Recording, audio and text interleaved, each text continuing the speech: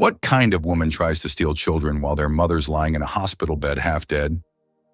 That question burned in my chest the moment Brenda showed up with a fake smile and forged papers claiming she was here to take care of us. But I knew better. I could feel it in her perfume-soaked hug, the way her eyes scanned the room like a thief, not a relative. My name's Emily Miller. I'm 12 years old, and I've seen more betrayal in the past month than most people see in a lifetime. We thought surviving the rainstorm, the eviction, and the pharmacy humiliation was the worst it could get. We thought meeting Mr. Blake, the man who saved us, meant the nightmare was over. We were wrong, because what came next wasn't just about sickness or poverty anymore. It was about power manipulation and a fight to protect the only home we've ever known. If you think the worst is behind us, stay, because the most shocking betrayal is about to be revealed. And it comes from someone we never expected. It was the kind of cold that stung your skin, like betrayal, sharp, sudden, and unrelenting. Rain poured down on the rusted rooftops of Meadowville community, mixing with the muddy streets and hopeless tears of two 12-year-old girls trudging barefoot through the darkness. Emily and Lily Miller clung to each other under a soaked blanket, holding onto a worn plastic bag that contained their mother's medical file and a nearly empty inhaler. Behind them, the door to their tiny shack stood open, evicted by Mr. Hargrove earlier that morning. Their mother, Sarah Miller, lay unconscious at Mrs. Parker's house, her breathing shallow, her fever rising fast. The girls had tried everything: cleaning jobs, washing bottles at the corner store, even collecting scraps from the landfill. But the medication was too expensive, and time was running out. Tonight, they weren't begging for food. They were begging for their mother's life. Emily wiped her sister's wet bangs out of her face. "We're almost there," she whispered. Though they were still over a mile away from Fairmont Hills, the wealthiest part of the city. "How do you know they'll even help us?" Lily asked, her voice trembling from more than the cold. "I don't," Emily admitted, "but we have to try." It was almost 8 p.m. when they reached Elite Pharmacy, nestled between luxury boutiques and cafes that smelled of cinnamon and entitlement. The lights inside the pharmacy glowed bright, warm, and sterile, a stark contrast to the girls' dripping figures at the glass door. They pushed it open. A digital chime rang. Heads turned. Some customers stepped back, clutching their handbags. The pharmacist, a tall man in a white coat, frowned at them. "We're closing soon," he said curtly.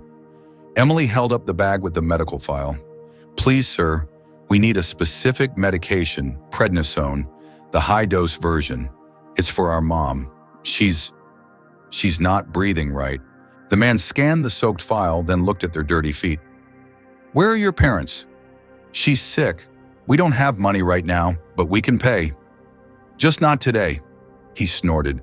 "This isn't a shelter. Come back with an adult in payment." "Please," Lily cried.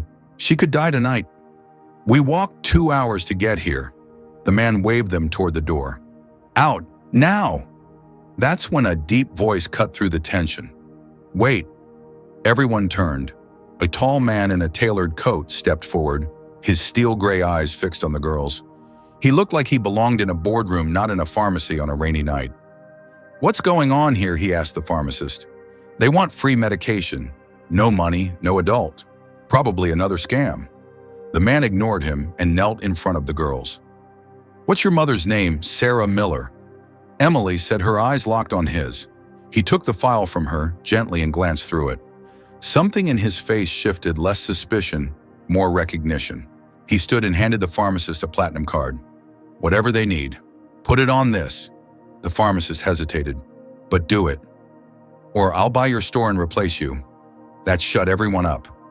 As the medicine was prepared, the man crouched again. "I'm Andrew." "Andrew Blake," Lily gasped.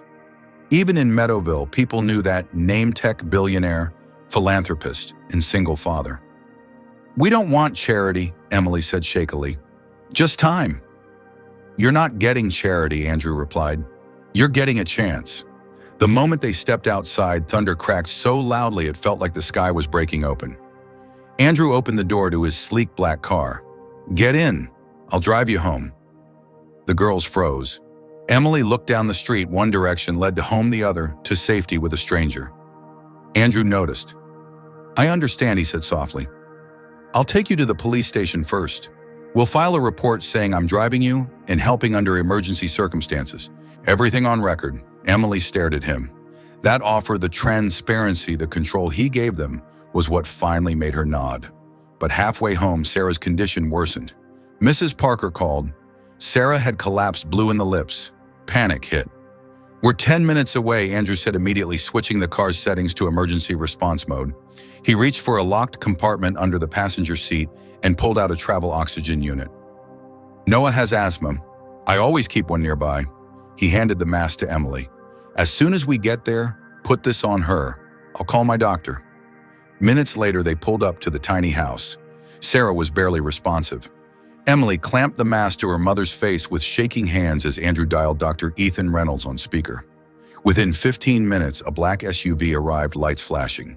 The private doctor entered like a storm, swift, calm, and fully equipped.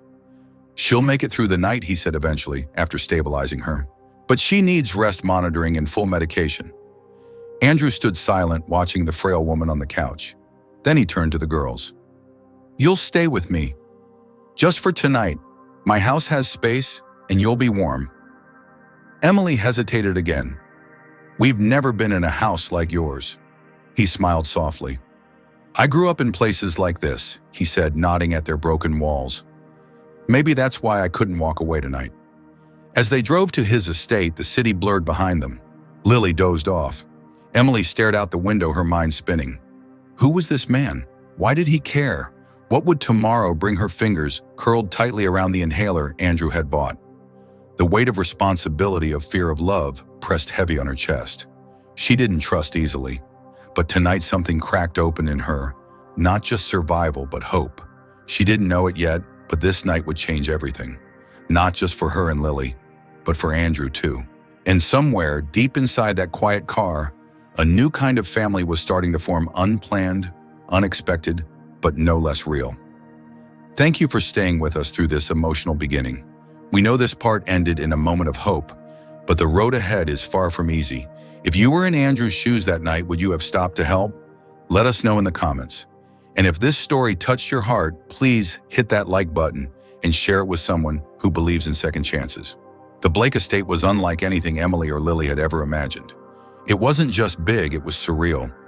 Marble floors gleamed beneath their feet, walls were lined with framed art they didn't recognize, and warm golden light spilled down from chandeliers that sparkled like constellations.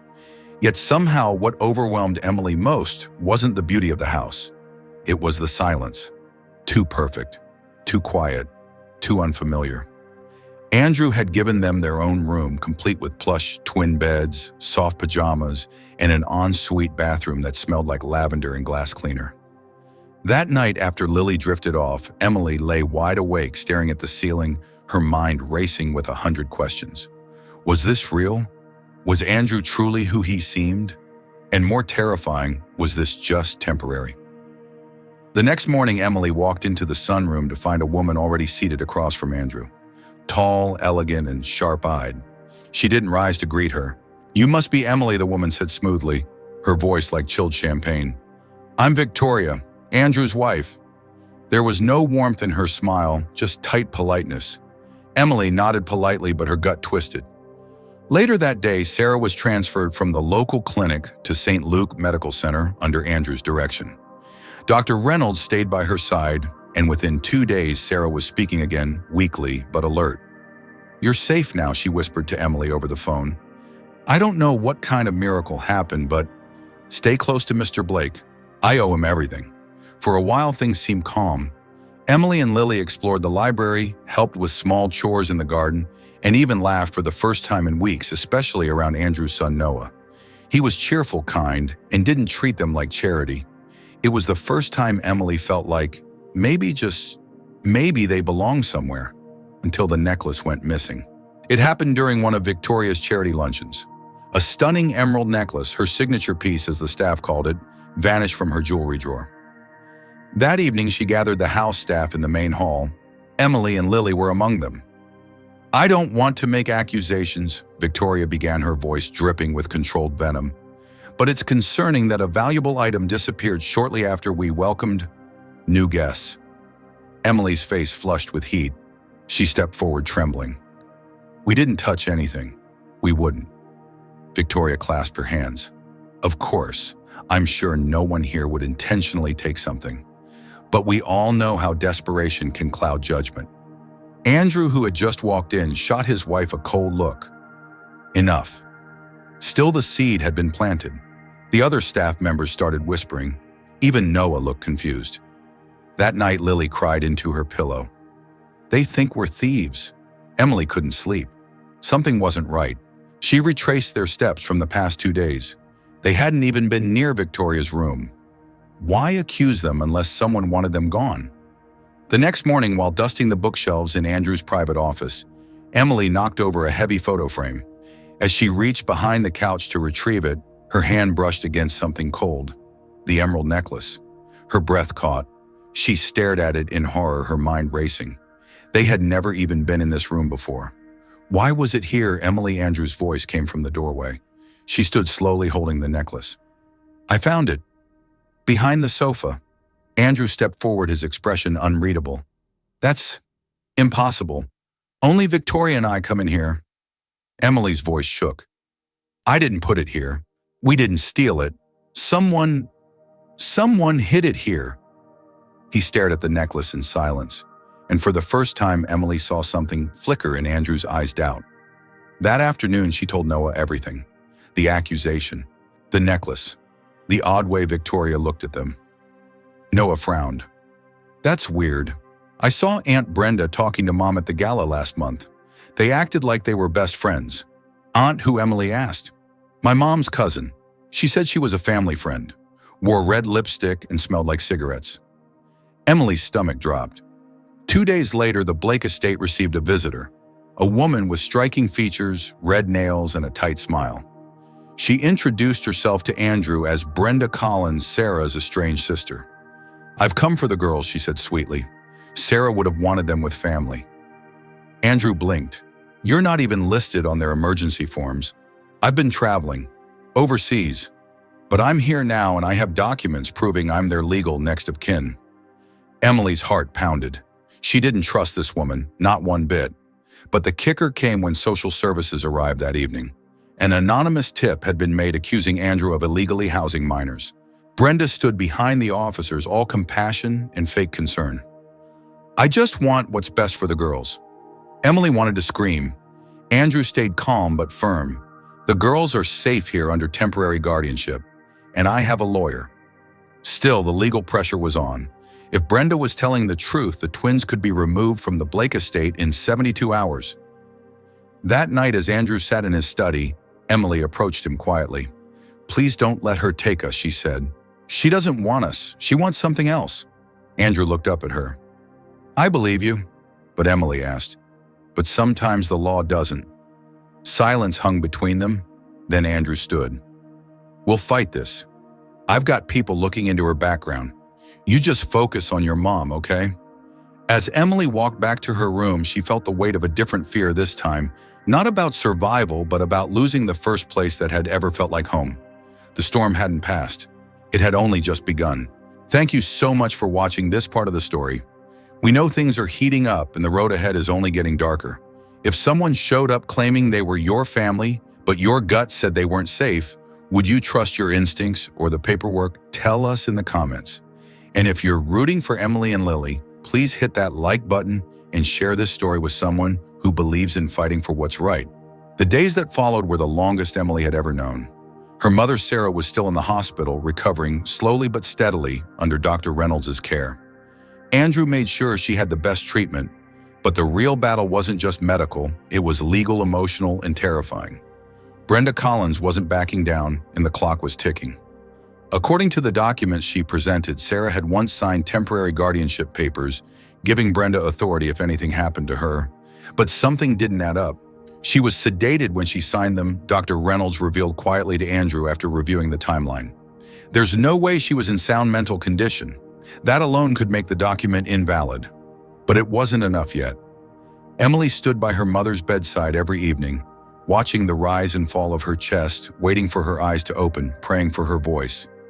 And then one morning it happened. Sarah's eyes fluttered open. Her throat was dry, but she managed a whisper. Where "Where are the girls?" Emily burst into tears. "We're here, Mom. We're okay. We're staying with Mr. Blake. He saved us." Sarah tried to sit up but winced in pain. "Brenda, she made me sign something. Said it was just in case. I didn't want to. I didn't trust her." Emily gripped her mother's hand. "Don't worry, we'll fix it. Just rest. We're not letting her take us." Back at the Blake estate, Andrew was already one step ahead. He'd hired a private investigator, and what came back shattered the illusion Brenda had created. Multiple fraud allegations. 2 failed attempts to claim guardianship of other minors, both overturned. And the most damning of all, money transferred from one of Andrew's charitable foundations to an account under Brenda's name. The connection, Victoria Blake. Andrew confronted Victoria that evening. "Tell me you weren't part of this." She didn't even flinch. "What if I was? You brought chaos into this house. You let strangers in. I simply took back control." Andrew shook his head. "You tried to sell 2 innocent girls to get your lifestyle back. That's not control. That's cruelty." Victoria shrugged. "Call it what you want. At least I wasn't pretending to care."